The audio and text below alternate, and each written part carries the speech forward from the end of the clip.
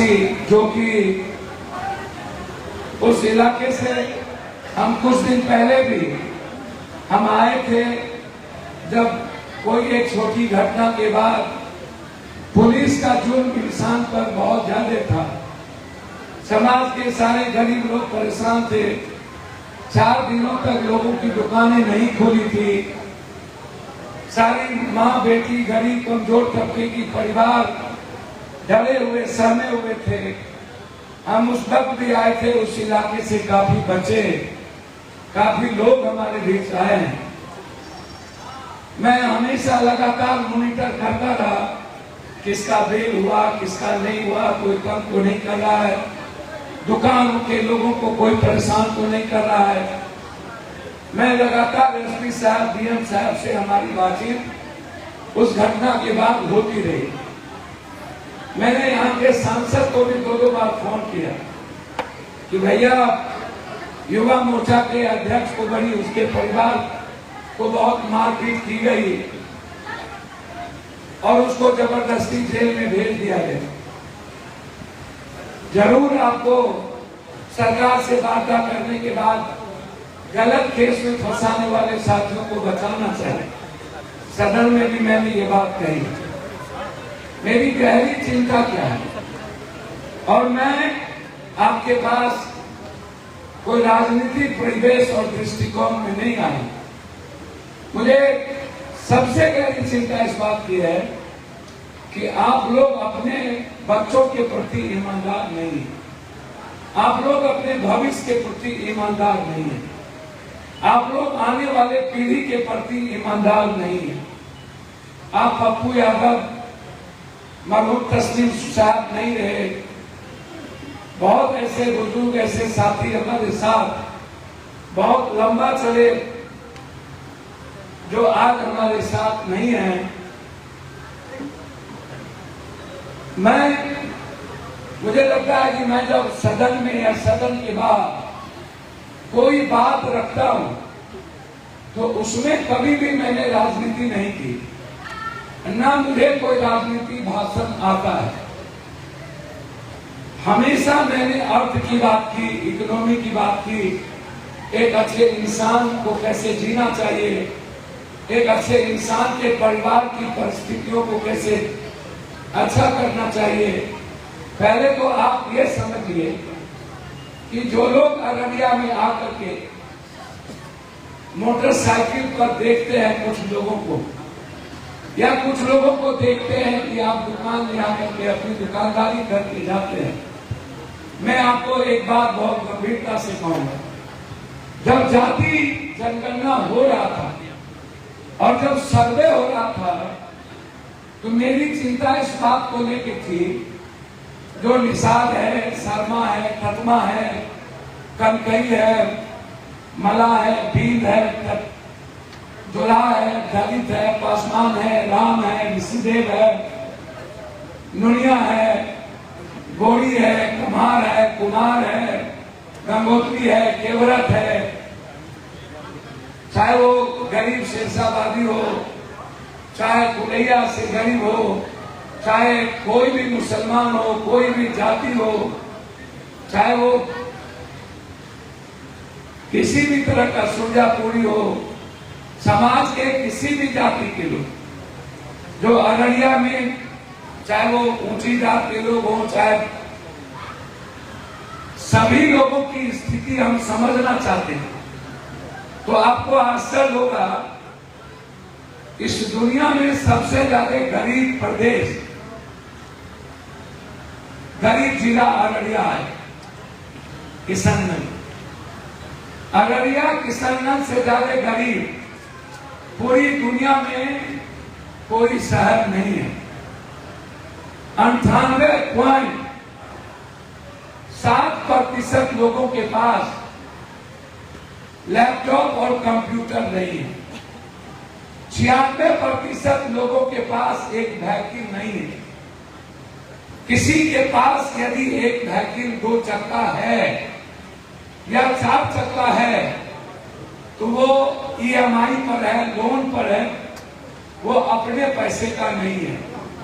लगभग अररिया ऐसे हैं 94 से जिसके पास 1 बीघा से नीचे जमीन है, कट्ठे में, धूड़ में 1 बीघा से ज्यादा जमीन वाले लोगों की संख्या मात्र 3.2%। 2 बीघा, 3 बीघा, 4 बीघा और 10 बीघा से 20 बीघा वाले जमीन की संख्या 1.3% है। अंदाजा कीजिए, लगभग 84% लोगों के पास किशनगंज अररिया में या तो टीन का घर है या तो फूस का घर है, उसके पास सही माने में पक्के का मकान नहीं है। आप गांव के गांव जाइएगा तो आपको पता चलेगा कि आपके पास कुछ भी नहीं है। मैं आपसे जानना चाहूंगा कि आप पप्पू यादव की चिंता करते हैं, आप प्रधानमंत्री मुख्यमंत्री बनाने की चिंता करते हैं, नेता आता है तो आप उसकी बातों में बहक जाते हैं। हिंदू मुसलमान के सवाल पर, बैकवर्ड फॉरवर्ड के सवाल पर, जाति के सवाल पर आप भूख से ज्यादा तवज्जो अपने मजहब, अपने कौम, अपने धर्म, अपने जाति को देते हैं। देखिए, धर्म और मजहब हमारे जीने का तरीका हो सकता है, हमारे खाने का तरीका नहीं है। हमारी जिंदगी निश्चित रूप से हमारे जो संस्कार हैं, जो वालिद ने, पिता ने, या हमारे समाज में, या हमारे बुजुर्ग ने, या हमारे मंदिर मस्जिद गुरुद्वारे से जो मिलती है, उससे बड़ा कोई संस्कार नहीं होता है। वो हमारी जिंदगी है। लेकिन क्या आप सोचिए, आपके घर में 3.2% भी रोजगार नहीं है, इस इलाके में नौकरी नहीं है, रोजगार 7.2% लोगों के पास नहीं है। 1,24,00,000 लगभग कोसी सीमांचल दोनों मिलाकर, सुपौल, सहरसा, मधेपुरा, पूर्णिया, कटिहार, कटिहार भी, किशनगंज, कटिहार, अररिया तीनों एक ही गोदाम में, पूर्णिया लगभग वही हाल है, थोड़ा सा ऊपर नीचे। सीमांचल हमारी जिंदगी है, कोसी हमारी ताकत है, कैसे किया जाए। आने वाले समय में जमीन आपके पास और घटेगा, बच्चे हमारे आएंगे, हमारा जमीन का बंटवारा होगा, हमारे पास घर नहीं होगा, हमारे थाली में 78% लोगों की थाली में दाल नहीं होगा। लगभग अररिया जिले में 84% लोग हैं जो 5 किलो अनाज पर, 84% 5 किलो हलवा चावल के अनाज पर अपनी जिंदगी किसी तरह गुजारा कर रहा है। 1.2% लड़कियां सीमांचल में पढ़ी लिखी नहीं है। 0.8% लड़कियों को नौकरी नहीं है। लगभग 3.2% लड़कियां इंटर नहीं की हुई है। 5.2% लड़कियां मैट्रिक नहीं की। आपसे मैं पूछना चाहता हूं, यदि सीमांचल में 0.8% भी नौकरी नहीं हो, 3.2% भी परिवार में रोजगार नहीं हो, और हमारी जिंदगी बटेदारी पर हो, तैयारी मजदूर पर हो, बंधुआ मजदूर पर हो, अंडे के दुकान पर हो, फल के दुकान पर हो, सब्जी के दुकान पर हो, मांस के दुकान पर हो, खस्सी के दुकान पर हो, परचून के दुकान पर हो, तेजपत्ता के दुकान पर हो, दाल सब्जी के दुकान पर हो, जहां हम महीना 6,000 रुपया नहीं कमा पाते हैं, महीना 6,000 रुपया। कितना ऐसा परिवार है इस किशनगंज और अररिया में, जब नेता लोग आते हैं चुनाव में, जैसे रुपौली का चुनाव है, भारत का लगभग नेता मंत्री सब लोग रुपौली आ गए, सब प्रधानमंत्री नरेंद्र मोदी जी को छोड़, बस बाकी एक ही छोड़ा गया, नरेंद्र मोदी जी। उसके बाद डिप्टी सीएम, पत्रकार भी, ओ पत्रकार लोग, सुनिएगा नहीं तो उल्टा पुल्टा नहीं लिखिएगा, और हमारी भाषा जैसे ही उल्टा लिखिएगा कंप्लेन हो। हाँ, जैसे मैं आपको दिल से कहता हूं, आप जो लोग हैं, मुझे आप में मैं अपने परिवार को देखता हूं और आप मेरे परिवार के हिस्से हैं। आपको क्या लगता है मैं राजनीति करता हूं? कभी मैं लोगों को कहता हूं यदि मुझे राजनीति करनी होती तो हम भी किसी बड़े दल और गठबंधन के हिस्सा हो गए होते। हम जब पूर्णिया में प्रणाम पूर्णिया, सलाम पूर्णिया, जोहार पूर्णिया शुरू किए थे, हमने मधेपुरा जहां से हम 2 बार सांसद रहे, रंजीत रंजन भी 2 बार सुपौल से सांसद रही, 4 बार पूर्णिया से रहे, 1 बार एमएलए सिंहेश्वर से रहे। मधेपुरा मेरा गांव है, घर है, खुर्दा यहां से 1 घंटे की दूरी पर है। हम जब मोदी जी की लहर में चुनाव लड़ रहे थे वाइफ हस्बैंड, तो भारत में सबसे ज्यादा वोट से चुनाव जीते थे, और उस लहर में 3,86,000 मैडम चुनाव जीती। दोनों आदमी को आपकी दुआओं ने, आपके आशीर्वाद ने, ब्लेसिंग ने हमेशा बेटे के रूप में एक भरोसा किया आपने। हम जब भी कोई अररिया किशनगंज में कोई घटना घटित हुई, या प्राकृतिक विपदा आई, या कोरोना आया, या कोई बाढ़ आया, या कोई घटना घटी, या किसी नेताओं के द्वारा समाज तोड़े गए, इंसानियत को बांटे गए, जाति के नाम पर मफाद पैदा किया गया, धर्म और मजहब के नाम पर मफाद पैदा किया गया, हमारी कोशिश हुई एक बेटे की तरह हमेशा अररिया को सुरक्षित रखा जाए, अररिया के अमन चैन को बचाया जाए, अररिया के हर परिवार की खुशियों को महफूज रखा जाए, कभी भी किसी को दुख न पहुंचे। रात में घटना घटी 4 बजे सुबह आए, या कोई परिवार ही कर सकता है, या कोई नेता नहीं कर सकता। जिसे दर्द होता है अपने परिवार का, माँ का, कोख का, खून का, रिश्ता का, वही इंसान सब कुछ छोड़कर सिर्फ आपके लिए जीता है। मेरी जिंदगी पर सिर्फ आपका अधिकार है, मेरी जिंदगी पर इंसान को छोड़ मेरे परिवार का अधिकार सेकेंड है। मेरे बच्चे और मेरे परिवार का अधिकार मेरे पर, पप्पू पर सेकेंड में है। आप भरोसा रखिएगा, इस जिंदगी की एक एक कतरा सिर्फ इंसानियत और आपकी जिंदगी की खुशी के लिए ही सिर्फ जीता है, दूसरा कोई मतलब नहीं।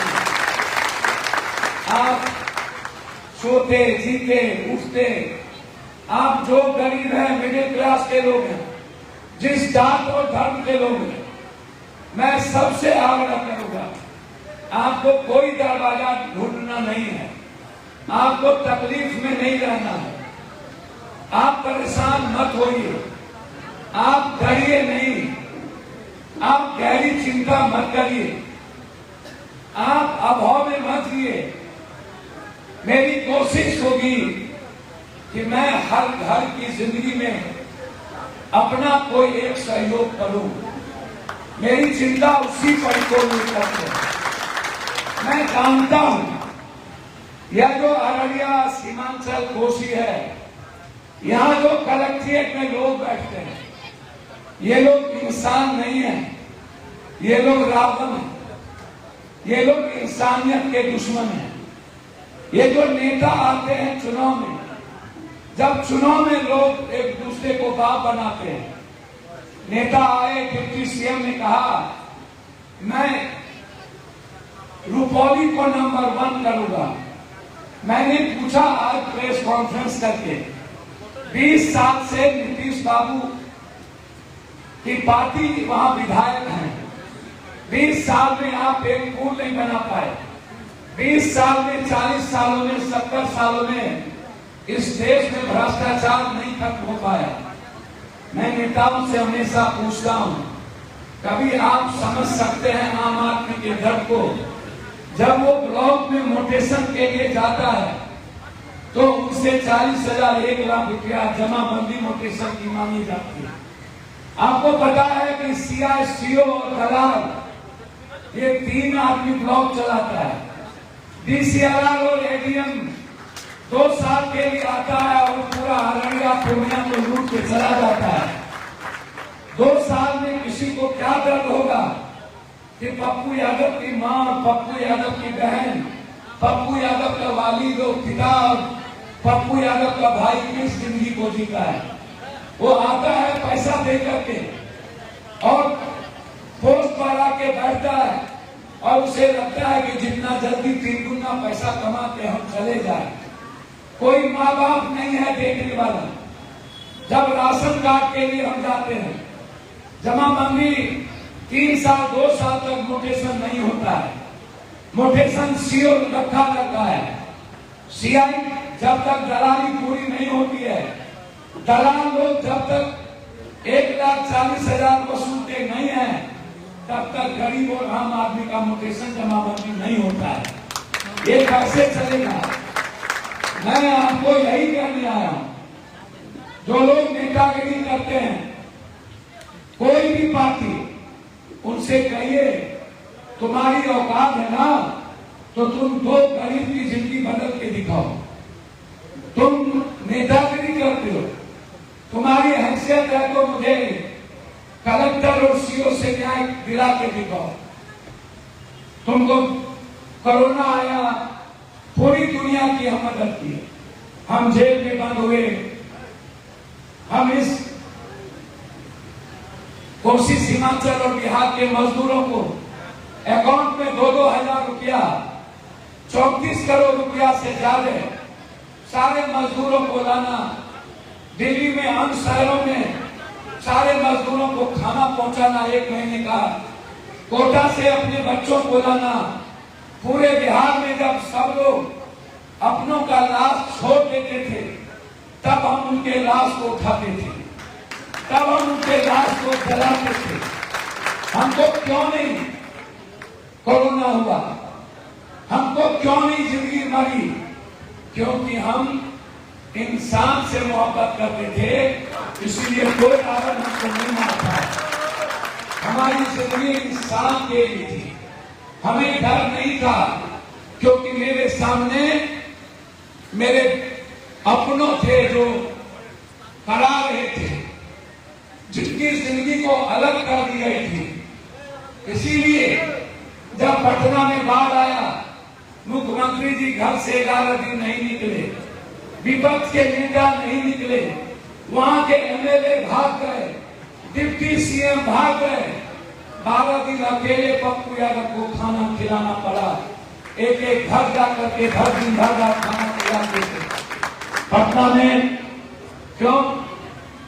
पटना में एक भी इंसान नहीं था जो हमारे बच्चों को बचा सकता था, जो मेरे बुजुर्गों, हमारी बेटी को दूध पहुंचा सकता था, जो मेरी मां को पानी पहुंचा सकता था। आप जरा मुझे बताइए, हमारी चिंता दिल्ली और पटना की राजनीति की नहीं है। हमारी चिंता इस बात को लेकर है कि परिवर्तन कैसे होगा। अररिया में 6 आप परेशान रहते हैं।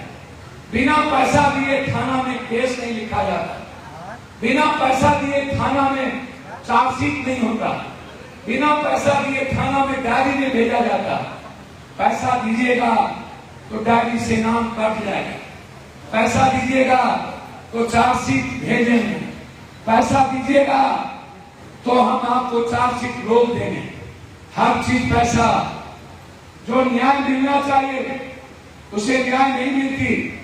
जो ताकतवर लोग हैं, जैसे कमजोर लोगों की जमीन है और वो जमीन बगल में है, वो जमीन किसी और का है, किसी ने गलत तरीके से किसी को खड़ा करके उसकी जमीन का पर्चा कटा लिया 10 साल पहले, या किसी एक भाई से लिखा लिया, या किसी दूसरे भाई से लिखा लिया, या भाई से नहीं उसकी बहन से अब लिखाने का परंपरा शुरू हो गई, क्योंकि कानून में बहन को लेकर के अधिकार है।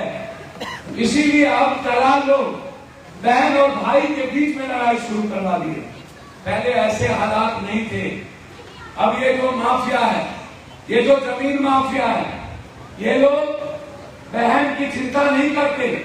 इन्हें लगता है कि हम बहन के अधिकार लिखवा करके हम CO, CI, GCLR, ADM से जजमेंट लेकर डिग्री ले लेंगे और थाना को पहुंचाकर हम 20 करोड़ वाली लागत की जमीन 1 करोड़ बांट देंगे, 19 करोड़ कमा लेंगे और हमारा घर भर जाएगा।